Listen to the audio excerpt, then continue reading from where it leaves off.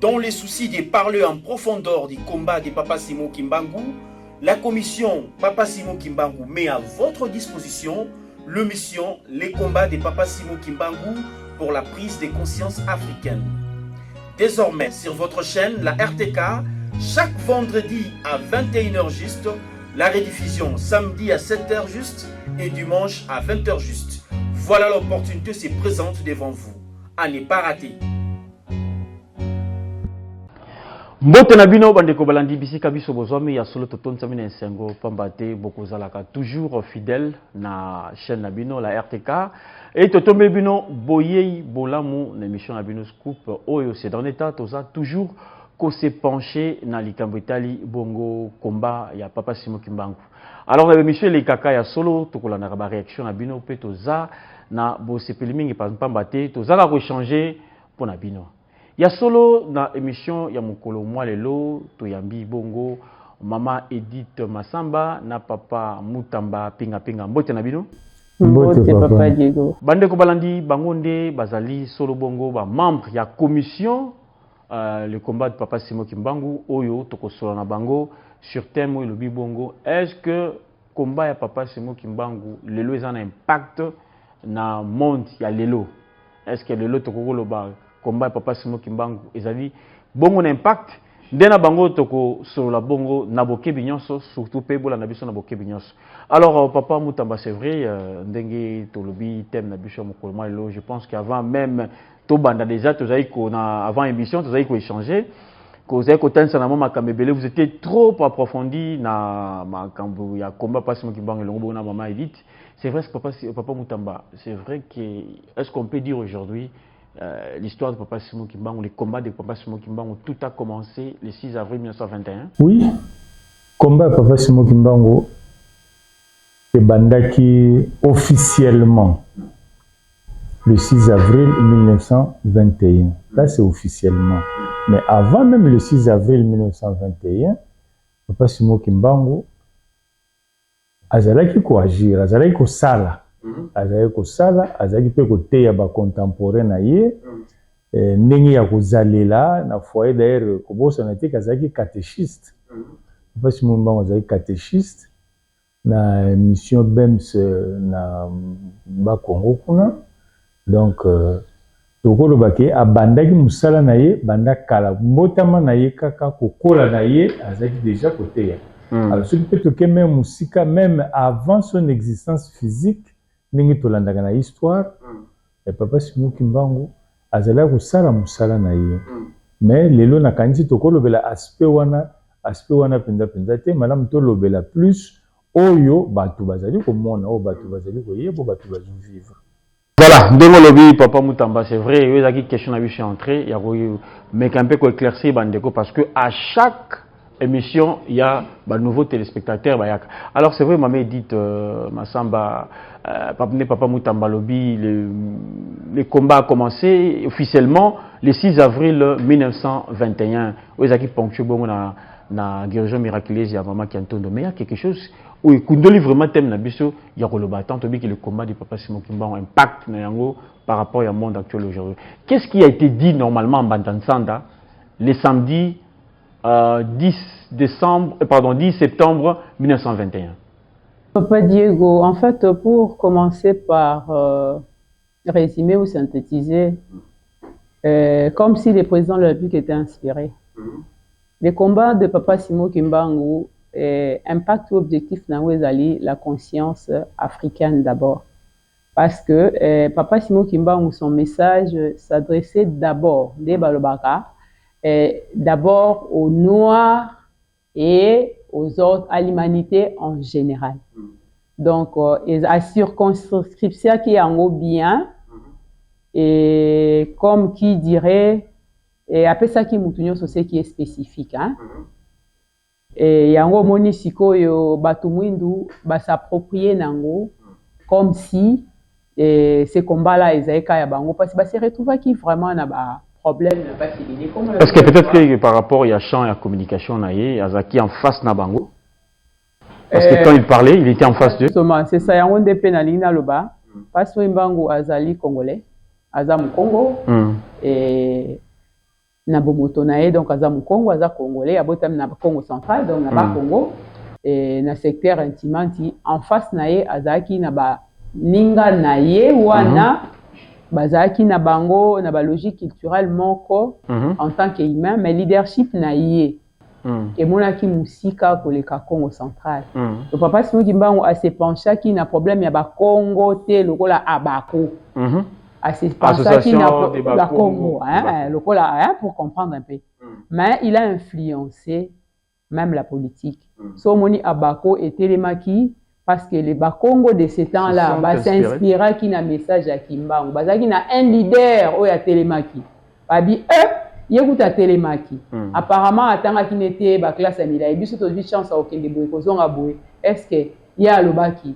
biso petoko loba toko telema monique et telemaki et aussi bakenda ki tina indépendance ya Congo et ba le 4 janvier tout ça oyebi donc message à passe Kimbangu et matiba avion et matiba bateau qui musika et salisama kipé quand les colons azo kanga papa Simon Kimbangu atindé na Lubumbashi c'était pour lui une bonne stratégie donc une chose malheur est bon non mettre fin te yako mais ma message ne musika au-delà ya Congo central parce que pendant comme à Lubumbashi aleki na Kinshasa aleki na Kisangani aleki partout azo les comme ma message est-ce que ba colon bazaki na idée ya bongo que le fait de remettre non ba kanisa iso bakimisi musika te des messages wana ebungi donc bande na ba une chose malheur est bon de ba memi wana ba étendre ba faciliter extension ya message na ye davantage donc ba isika oyo ye moko na ba moyen na ye financier ou matériel akokai kokoma te na temps wana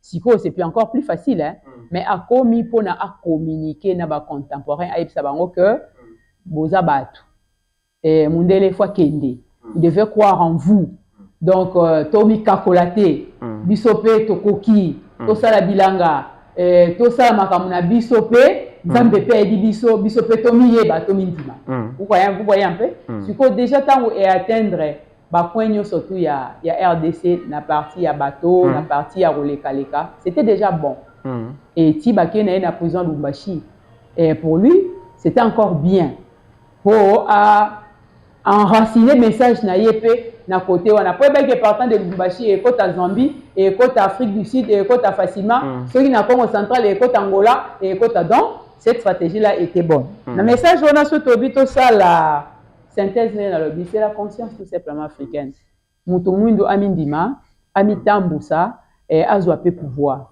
na kanisi par après au monaki nde na utubi mamba politique batuni batelema ba comment on senga indépendance parce que référence c'est Zalaki mais depuis un temps bazaki na référence té il faut toujours un leader na baction nyonso il faut mutu moko azala abongisi message atie idéologie andimi ko tia msuna vie na ye dépassement azaki vie na ye atie wana pour cette cause là il y a un moment atikali immortel so totally sur le plan de développement humain to le beliango à partir de aspect politique maman a dit on pourra peut-être entrer là à fond encore alors papa Mutamba c'est vrai comme on a dit maman a parlé du message de papa Simon Kimbangu Manzasanda est-ce qu'il avait l'intention sa communication en fait dans sa message est-ce que l'intention qu'il avait pour son message est-ce qu'il y a un résultat ça reflète l'intention du message de papa Simon Kimbangu?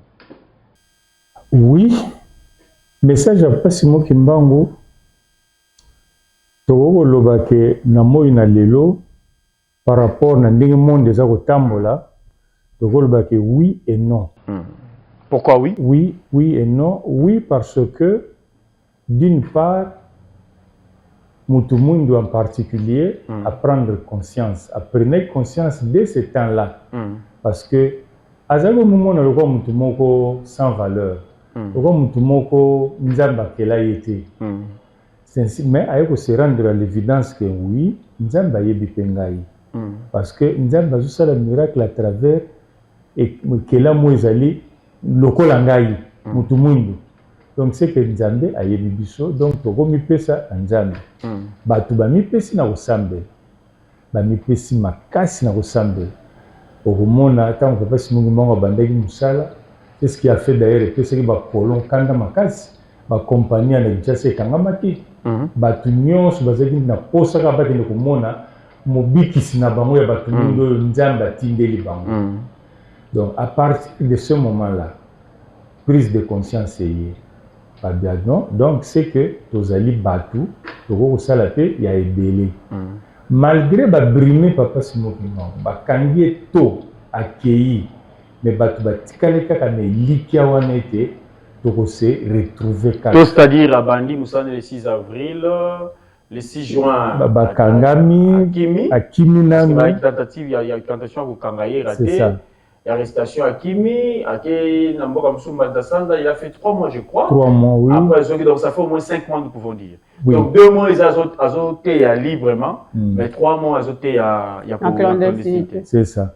Donc, nandenge ya physiquement, ils ont le mouké. Mais spirituellement, nous avons eu programme Nina Salaki.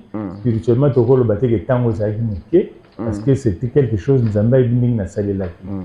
Mais ce qui n'a le besoin quand on est que tant vous avez mouké, malgré tant on a mouké, tant physique, malgré les mouké, mais bateau. Malgré les temps mouké, malgré les canaux, il y a pour communiquer, ils ont qui penzateka de bouche à oreille. Mais malgré tout cela, message naïe est kotaki bateau et bateau, baluki ko sale la yango yango moni. Même temps où makambo mupépé ya l'indépendance africaine est, tout le monde s'est à chercher à se référer na message à pas Simon Kimbangu tala que alobaki na biso ete tokoza bomsomi alobaki na biso tokoza indépendant et pesa ki bango moi courage ya koluka osala tout pour que bazala indépendant. Là donc ça ce sont les aspects positifs, il y a message wana et côté les bateaux pour que bazala va s'autodéterminer bako sala musala nango. Alors négatif ezali nde la fois passée to développer kiawa na message à pas Simon Kimbangu to lobelaki makambo esprit ya kintwadi esprit ya partage esprit ya koso oui partage parce que à partir de cela batu bakoza na bazana facilité ya ko se développer parce que ba yebi passe ya baninga to développer kiawa ke batu bazala ki na tamu na kala. Agriculteur, nous avons 10 personnes, les la Moki, donc au sala bilanga papa Diego, bisonyons, dans 1-2 jours que si bilanga na ye, et lendemain, beaucoup sala ya maman Edith, bo siliciango, de telle sorte que nanda biloko za nanda papa maman Edith, on se retrouve nanda papa Nani, on se retrouve chez moi, donc c'est comme ça que l'esprit papa Simon Kimbangu a été inculqué katina bat. Mais ce qui total il parce que thème est tellement vaste, nous parlons du monde, et ce total à travers le monde, inégalité sociale, n'en parlons pas. Des choses que papa Simon Kimbangu n'était pas d'accord. N'était pas d'accord avec ça. Inégalité sociale et ma casse. Et ma pays séparés. Pays séparés. Au Soudan par exemple, comme le Soudan du Nord, Soudan du Sud. Wana zape aspect mususu puisqu'on est comme bitumba ba weni bakabwani mais aspect tozolobela aspect bakabwani parce que bayokanité or si papa Simon Kimbangu justement voulait que batu bazala bumoko bazali sanga balobaka vraiment le même langage pour que nzambe pas intervenir bako tambola longo. Alors donc du point de vue inégalité sociale donc il y a encore beaucoup à faire na batu pas le koyeba nini penda papa Simon Kimbangu alingaki parce que inégalité sociale humanité. Total aujourd'hui même les grandes puissances l'économie mondiale est faite par les grandes puissances. Ces grandes puissances basali ko puiser la richesse dans les pays dits pauvres. Les pauvres s'appauvrissent davantage, eux ils se développent davantage, mais même pena kati na bango wana inégalité pesante. Est-ce qu'il n'y a pas un problème de conscience, par exemple, bino boyeza na bomengo nyonso, batumso libanda bazoyo ke pana no bazwaka bino biloko yango. C'est que bino mongo conscience c'est ça na noté. C'est ça justement. C'est un exemple précis, il y a en Congo, obi ke ba grande puissance wana bazoya ko puiser bomengo yango epa ya ba pauvre. Ba pauvre ko la biso par exemple. Mais aux hommes on a dit que biso ba oyo ba pesa ke biso conducteur ya Rolanda, c'est qu'il y a un problème. Il y a une compréhension par rapport à message à Simon. Exactement, il y a un problème. Il faudrait que Mutumundu a repensé le message à Simon Kimbangu atala dans quelle mesure akoki intérioriser yango parce que plus nous évoluons plus mutu mundu akomi na tendance neti amilinga lisusu te courage oyo bakoko na biso par exemple bazalaki nango ya kotala ke oh non toza mpe bato tokoki mpe kosala mpe makambo soki otali na moi na lelo so tokamati particulièrement l'Afrique on dirait bakomi perdre espoir wana parce qu'Africain soki azosala likambo azotala toujours ailleurs en dehors de chez lui ata mboka na biso RDC soki likambo ekamatani awa boye bapoliticien na biso bazomona kaka se référer à l'étranger, à l'extérieur. En États-Unis, en Afrique, en Europe, non. Tozali un pays indépendant, un pays souverain. Makamnabiso Sengeli, tout ça en tant que pays indépendant, pour raisonner de cette manière-là et permettre de évoluer. C'est vraiment dommage que Sengeli, moi, côté na makasi à la place. Parce que les le boye, tout ça, Papa Simon Kimbangu azali un modèle pour Nabatu Mundu. Papa Simon Kimbangu a été sur la conscience africaine, conscience, tout ça. Mais cette conscience-là, tout ça, perdre en haut, malembe. Quand nous avons des problèmes, tout ça, nous avons courage, c'est tout traiter les problèmes, mais c'est moko. Toujours, nous avons l'extérieur de or là, nous avons s'enfoncer davantage. C'est là où je dis que le message après Simon Kimbangu, oui et non, est à la place dans l'évolution actuelle du monde. D'accord. Alors, maman dit, tu perds ta conscience, papa Moutamba, pinga Chukoloba. Est-ce qu'ils a dû, il faut, enfin, perdre ta conscience, est-ce qu'il faut papa Simon Kimbangu zonga les choses pour marteler yango, ou bien on peut se laisser comme ça et puis kokener na fossé? En fait, ce qui n'a le perdre ta conscience, je dirais la chef à banane. Ça c'est de 1. Et puis celui qui a le message au Simon Kimbangu, on doit seulement peut-être 2 volets. Hein? Il y a le 12 septembre. Aba qui me koya bana ba yoke la baboti. Il y a le 12 septembre. Oui. Ouais. Au moins un leader, c'est un visionnaire. Il voit ce que tout le monde voit. Voilà, c'est ça les leaders. Atali, comment est-ce que Makambozo Salema, comment influence extérieure et Zoya, comment est-ce que la culture n'a pas coutume et ça bousillé. Donc, comment on dirait, na merci à Bangomoko, on a réperté. Alors, tant on a sous na réperté, moi et na mon botte au moneka mutu, nani. Quand on dit mon botte, c'est ça tata na maman a botte, même les autorités. Les autres s'est réalisé maintenant, tout le monde a bakuluna, homosexualité, tout ça passe seulement en bas comme on a formellement au bout. Est-ce que les problèmes de la c'est pas seulement au Congo, on voit même aux États-Unis? Non, alors là je parle de Mokili. Moi je ne parle pas de Congo. Moi je parle de Mokili. Mokili c'est le monde. Tout le monde même la France, c'est le monde.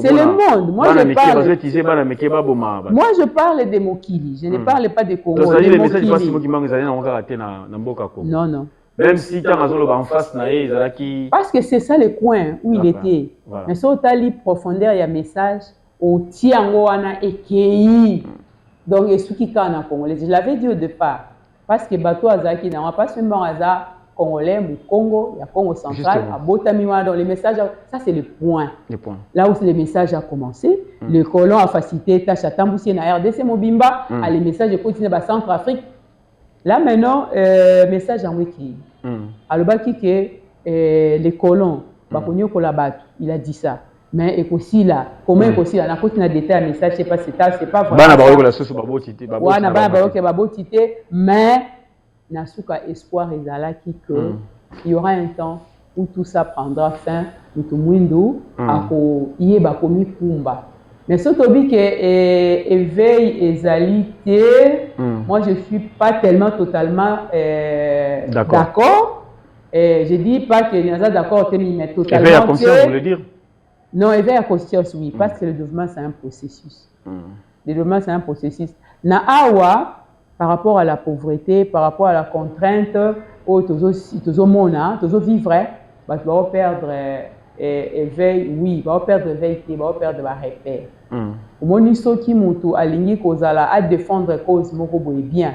Faut maîtriser la situation neti histoire en mboka na ye pour maîtriser l'origine ba passe ya ba tout ça.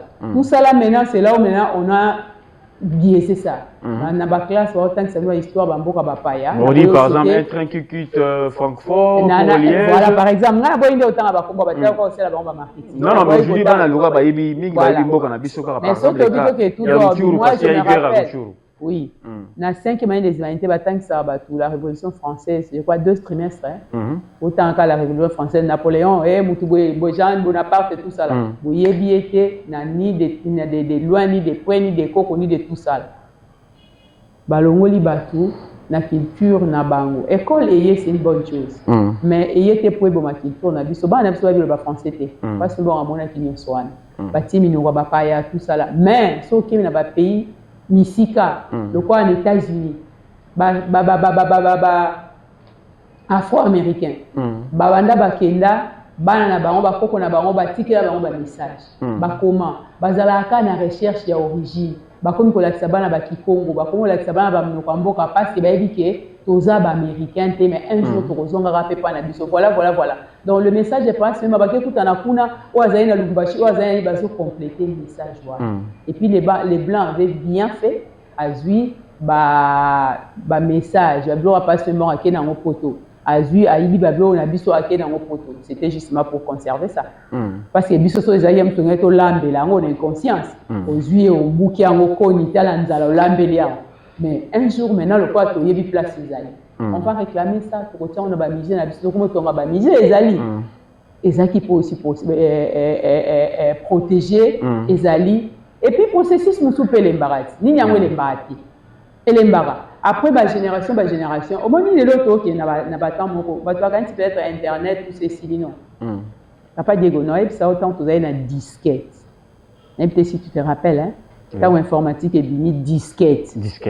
Donc ça on a une disquette. Donc on bat là on les diamant. Et le disquette ça représente quoi? Absolument rien. Merci. OK, il y a toujours qui est pour ça na flash disque peut comme aussi la moins valeur ainsi de suite comme donc évolution est OK et aussi pas seulement appelle ça qui va repère dans chaque temps dans chaque secteur. Pas seulement on a dit écriture niveau africain. Donc c'est question de conscience papa Diego.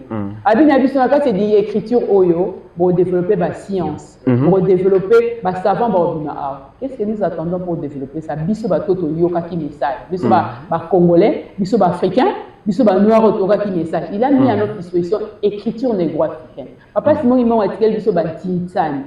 Après si modèle. La fois passée on a parlé de ça. Le le colon a utilisé l'église. Papa seulement pas juste stratégie à l'église pour que équilibre et ça. Mais je l'ai dit la fois passée, ce n'est pas seulement à l'église. L'église c'est une bonne chose. Et Babani, la religion c'est l'opium du peuple. Mais Batikaya endormi aux populations. Mais pour Anibal faut combattre. Donc c'était un leadership qui était caché, et les colons avaient bien identifié ça. Il faut combattre. Donc après ça, papa seulement à mon avis qu'il y a une inégalité dans la vie. La femme n'avait pas sa place. Mais, que la femme, c'est la gardienne des valeurs de génération en génération. Pas seulement on a valorisé la femme pour banda sa propre épouse. Même dans la collaborateur, ça c'est le taux d'ailleurs. Ouais. Il y avait des femmes. Il y avait Maman Mikala. Il y avait Maman Mikala, Maman Sala, Maman Dona Thérèse, peut-être les autres. C'est autre histoire basala. Et puis, comment se fait-il, Maman Mikala, une jeune fille de 12 ans, à Tiki Libotane, famille Pebandini, pour aller leadership à Simo Kimbangu, Bakeiti relégué, Nanini, comment on appelle ça, na Kota Barbati Sangani, tout ça, Baloa. Loa. Na Loa. So Bakenda Ote Yaka Kemutua Tika Mabea Salamala, il y avait un autre message, il y avait un autre leadership où Esaïe Kokende. Les femmes se sont levées. Na église Kimbangi, en fait, nga église Kimbangi, je vais aussi répondre à une préoccupation.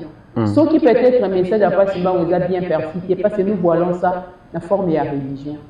Et ce qui n'a forme de la religion, moi, les gens peuvent ne pas croire à papa sinon qui m'a seulement na donne wana. Mais ce total ici, on va donne sous oyo et bomba maki et yaki na la religion. Donc on n'a pas seulement une icône moko, il y a Congo central d'abord, il y a Congo, il y a Afrique et il y a Monde.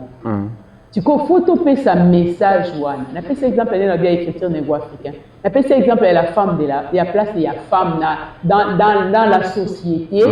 Partant un modèle l'église simbaniste. L'église simbaniste, c'est moi qui appelle ça communion, moi ça théâtre, moi ça dans mon comme communion.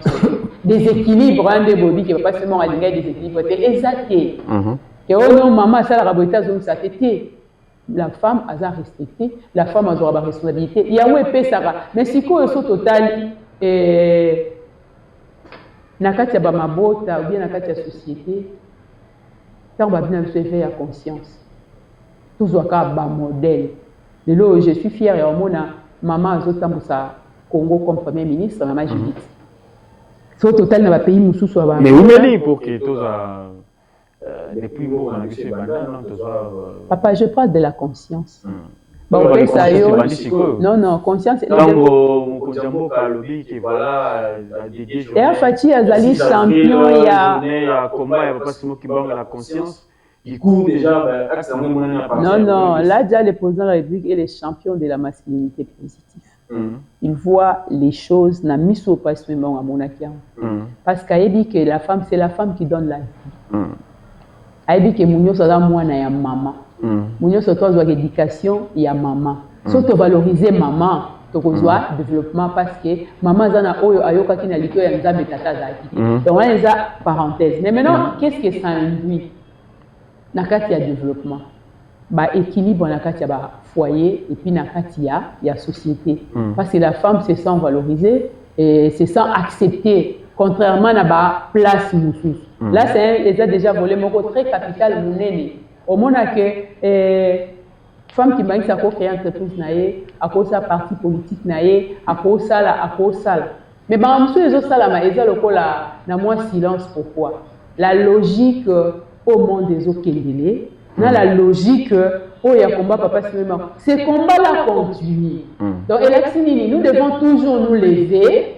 Pour continuer combat wana conscience na biso esala to s'approprier ba outil au papa seulement attirer ya biso après si chrétien négo africain to ça la moté après si stratégie anti-insani to ça la on ka pona ba question sociale mais pour un to que no ko lukambo na banque parce que moi que banque eza ba paye on peut sabino mbongo te pour que na question exemple papa dire nous avons toutes les ressources ici.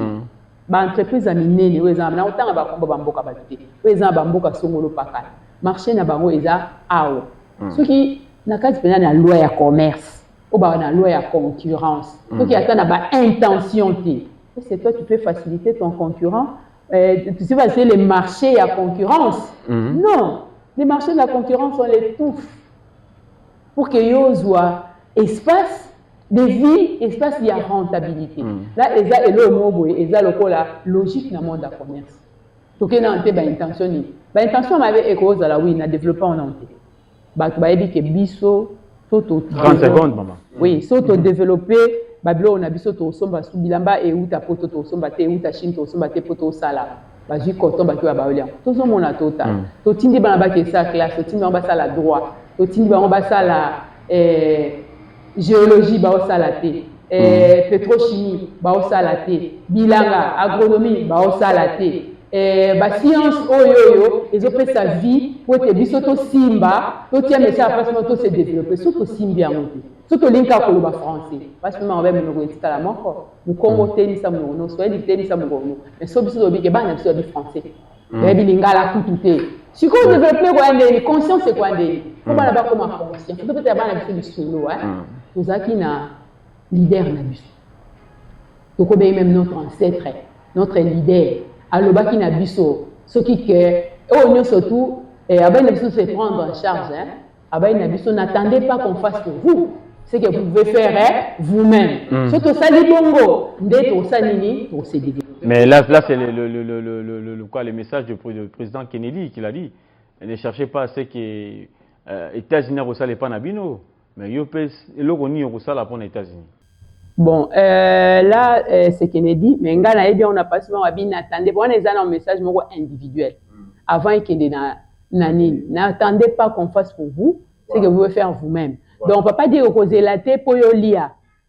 Et où ta, au moment où attention à dire que, bon, il y a un peu ça, on a pas ya, bah, on a ni pour la personne. Bon, voilà. Alors, papa Moutamba, c'est vrai, maman, autour le bas, que Bissomoko, Toroki, ko utiliser ma comme la PP, to évoluer. Est-ce que, prenez des exemples, parce que c'est ça les thèmes même, est-ce que les combats de papa Simon Kimbangu, les lots, tous on a ba fruit na yango actuellement les lots. Prenons les cas, par exemple, il y a l'Union africaine, tous on a ba CIRGL, bazo sangana, pour tel makambo, ko traiter ba question belé. Est-ce que ça peut être ilembo? Il y a un babelo que papa Simon Kimbangu le baki en termes de Kintwali. Oui, papa. Je crois que masalami na Afrika wa regroupement ya batu mwindu pour que ba promouvoir développement na bango ezali moko ya makambo oyo papa Simon Kimbangu pronaki basa lokola ba adopter modèle wana. Mais baye ko déconner un peu plus tard. Ah bon, ba déconner? Ba déconner parce que modèle et likambo yango ndenge bamemeli yango modèle baza ko bamemeli yango eza modèle wana te parce que je reste toujours na niveau ya makambo ba inégalité sociale. Soko tali Union africaine, otali ba organisation mususu SADC, otali ceux qui bazalaki ceux qui ezalaki modèle moko ya kitoko na ndenge ke papa Simon Kimbangu alingelelaki yango. Je pense que nde na Afrique bitumbeza te bapende bango na bango bitumbeza ozozala te, mais bazo bunda pona nini parce que justement on ne s'est pas vraiment approprié penser ya papa Simon Kimbangu na ndenge penza esengelaki. Mais est-ce qu'aujourd'hui tous les Africains connaissent quand même papa Simon Kimbangu? Les Nigériens connaissent papa Simon Kimbangu. Les Algériens connaissent papa Simon Kimbangu. Papa Simon Kimbangu est merveilleux. Papa Simon Kimbangu yemoko ateya batu à travers le monde. Je vais vous donner un petit exemple. Mokomsu tozana Gombe kuna tomoni Gabonais aye koluka kokwa Simon Kimbangu. Gabonais wana lobi ye ayebi Simon Kimbangu banda bomwana na ye. Abi en tout cas na bomwana na ngai mo classe kutunga na tanga. C'est grâce à Simon Kimbangu. Na tanga classe, aza ko inspiré ngai. C'est un ingénieur à la pétrochimie. Aza ki mo konjumune une fille même ministre na mboka na bango kuna mais kombo malheureusement pe itikala okangango te. Alors a eu occasion à otambola na RDC al bien justement mboka ngo Simon Kimbangu ngo ya sala kingana zala mboka ngo yango. Est-ce que na ko luka na mona te sika nini? To lignée na ye to suka bota ki suka bala ki soki ndenge ba si bandeko ba congolais ba master na congolais ba si Simon Kimbangu avait une femme bota bana ni bazali te bana bazali bana ni basi bakufa mais bakoko na ye bazali en tout cas il faut na mona ta moko aya na Gombe ko so na pas Christophe papa ko to kamoye a expliqué ce qu'il a vu. Donc papa Simon Kimbangu azana ndenge na ye ateyaka batu azana batu na ye à travers le monde. Ceux qui to continue na terrain wana o retrouver batu moi mingi o batema na papa Simon Kimbangu makambuya. Mais qu'est-ce qui fait en sorte que jusqu'à présent ba inégalité sociale au salama apparemment batu nyonso to ceux qui lingi basala les kambu faut toujours penser l'extérieur te biso maboko pour organiser certaines choses. Kasi place ignorance, place pas ces ande yango wana te. Place sans ya émission tozanango yango wana to peka ko sala lokwa to réveiller conscience wana parce que mutu mundu yemoko en soi ayebi na sa mutema na miyebi ke je peux faire quelque chose mais soka tali niveau otozali na mukolo malelo par rapport na baninga yango ndezo sa lokola eza ko bangisa zo bosana ke papa Simon Kimbangu azaki na munduki te azaki ne loko moko te mais na liloba kaka alobi mundela tremblé mundela telemi mundela zoni na. Est-ce que papa Simon Kimbangu était contre les blancs parce que tout le monde a battu sur le lot va développer comment je peux appeler ça comme paradigme moko boye dans le sens de dire que voilà ngai na roussel les loko ba mindelité Parce que Papa Simon Kimbangu n'était pas d'accord avec le blanc. Tu peux poser question moi kitoko. Question na sepe na makasi papa. Papa Simon Kimbangu azali teke azalaki contre Bamindele. Papa Simon Kimbangu yaki na mokili pour que équilibre zala, mokili za équilibre. Monaki fossé wana ezaki mulai mingi, poste ezaki batu ba koma na niveau moko. Même quand il a dit le noir deviendra blanc, le blanc deviendra noir, cela ne veut pas dire que Mutumundu a likolo, ya mundele, to vice versa. Non, il a parlé de l'égalité ya batu. Égalité ya batu na monde. Batu bako soto déterminer, batu na batu pas ina bango, bazako vivre de la même manière que un tel ou tel autre groupe batu bazako vivre pas na bango. C'était ça son enseignement. Alors dire que biloko bamindele ndenge na mona quand même na ba religion mususu qui se disent de Simon Kimbangu que ah non Simon Kimbangu atika Bible te, la Bible ça mukanda bamindele. Non, papa Simon Kimbangu ateya patu na Bible. Même na Lubumbashi azaki na Bible, na Nkamba azaki na Bible. Avant akende tango bakangiye ba contemporain batuni utikeli biso nini abimansu boza nango posa. Et ça, na mukanda nzambe na tikeli bino de Bible atikeli bango loko mususu te là vraiment bande ko na biso baza na erreur makasi place wana il faut ba ke parce que moi ko prêcher l'égalité ya batu ya race. Alors Papa Mutamba, c'est vrai, une dernière question, on va te citer qui n'est pas moment édite.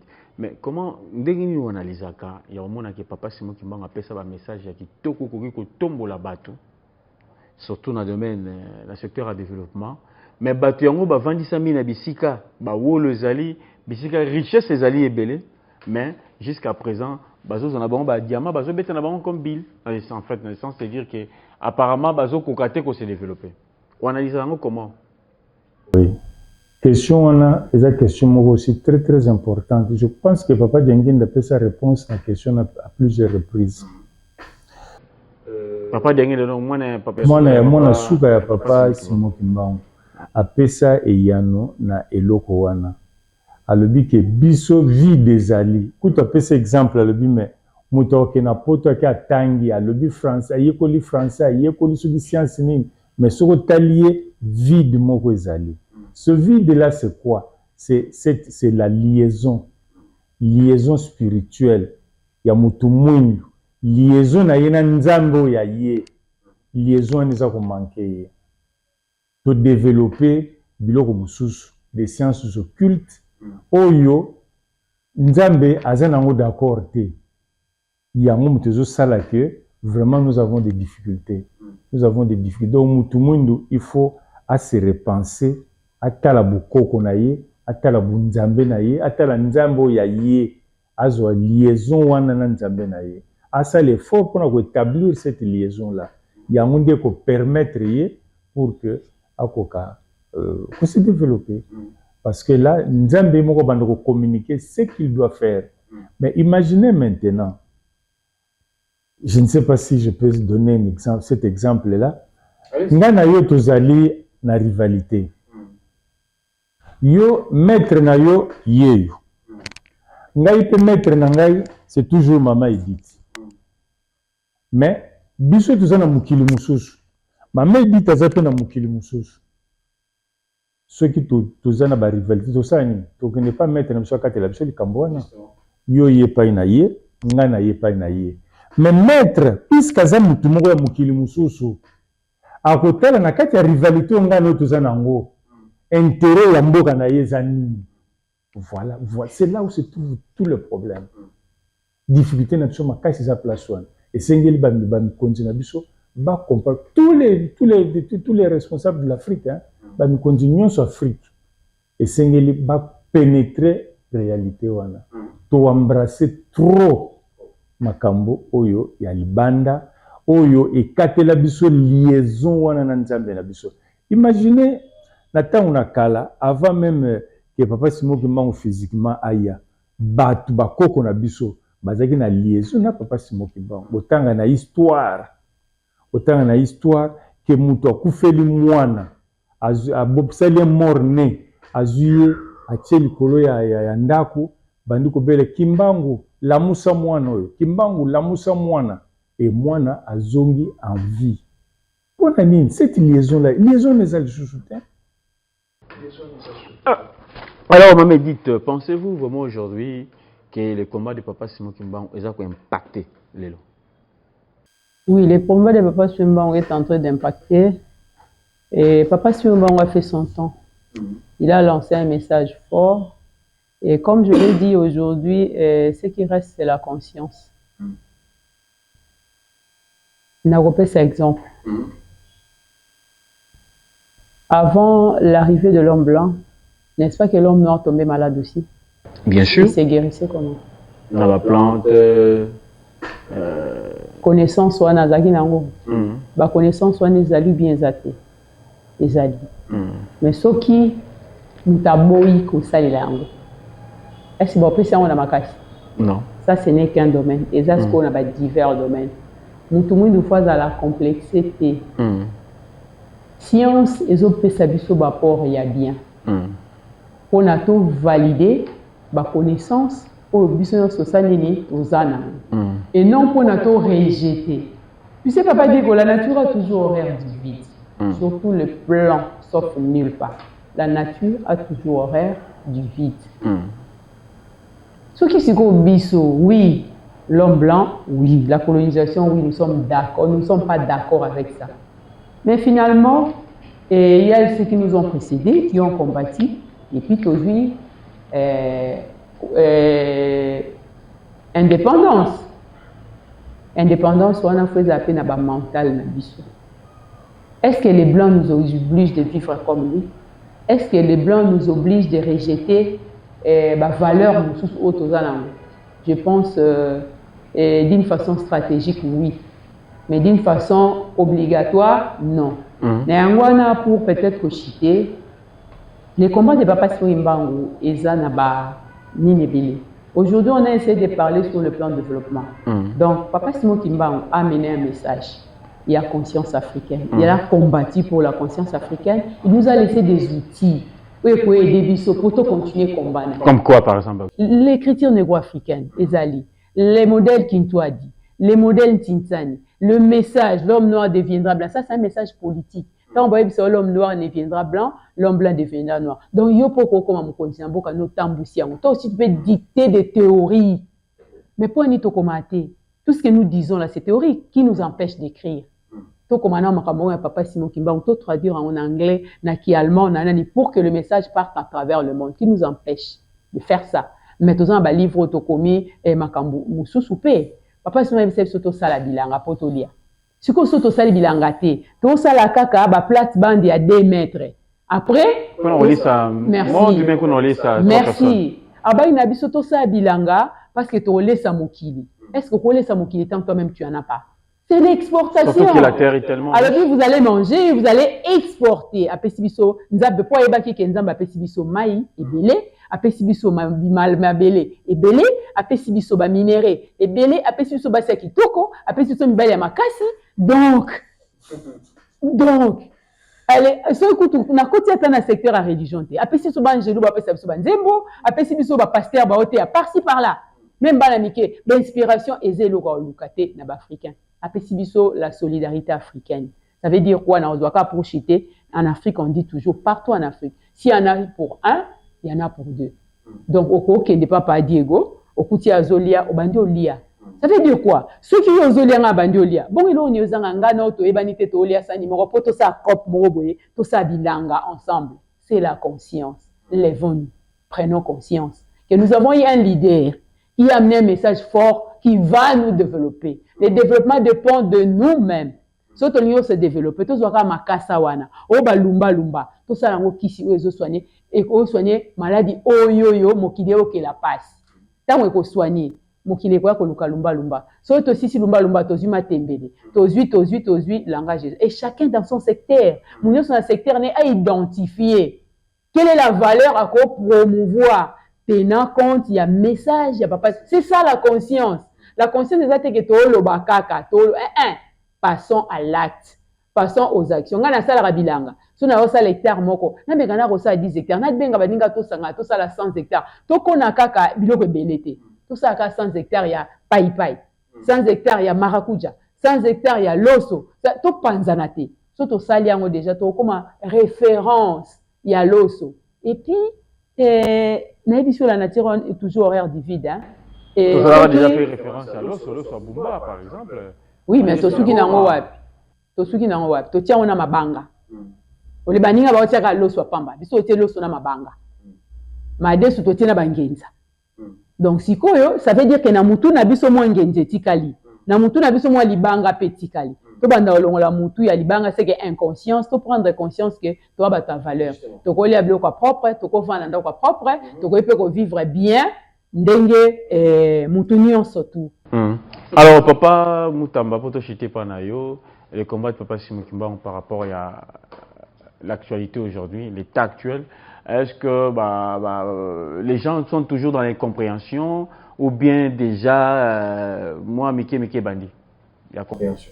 Non, compréhension zali ba groupe ya bato zali d'ailleurs en passant na kogi ko féliciter le chef de l'État na geste munene sali. Mais apparemment les choses comme si avait battu directement na acte sali.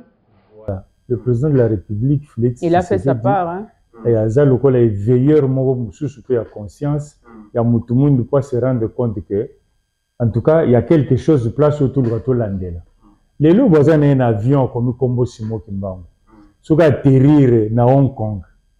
Na aéroport na bango kuna. Mais les gens peuvent lui poser la question. Mais Simon Kimbangu, ça veut dire quoi? Donc s'il a écrit ça, je pense que c'est par intention. Bon, non, ça a valorisé Papa Simon Kimbangu. L'intention pour communiquer le Robo. Voilà, voilà. Il a fait sa part. C'est ça. C'est pas un fait d'hasard. C'est pas un fait d'hasard. À communiquer un message. À communiquer un message pour Batoubaye Baké, Ngassouki Nazaro vivre, Moutou. C'est grâce à Simon Kimbangu. Donc ça dit que les efforts sont faits, mais Ali, on dirait de manière un peu disparate, hein? Et Sengeli, to coordonner le Congo. Et Sengeli, to zala. Bon, na muke, tant que il y a des gens qui nous suivent, bateau, bazali ke batanga mela message yango, non, ba approfondir les endings. Donc le message de Papa Simon Kimbangu, ezali kotambola, eza ko sala musala nango.